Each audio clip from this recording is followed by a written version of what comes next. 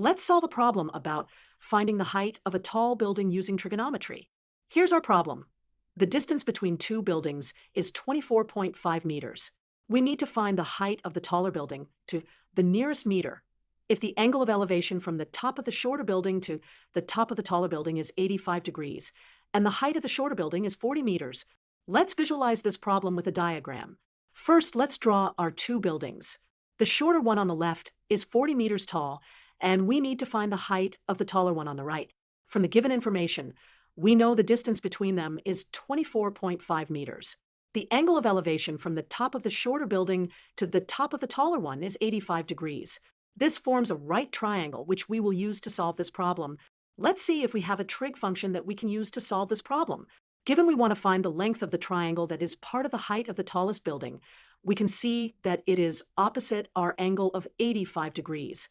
Therefore, we should use the tangent, which is the ratio of the opposite side to the adjacent side in a right triangle.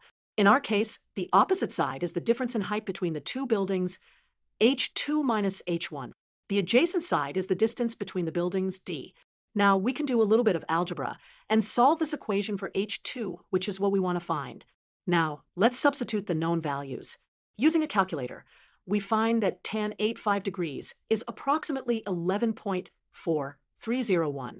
Let's plug this value back into our equation and calculate h2. Rounding to the nearest meter, we find that the height of the taller building is approximately 320 meters.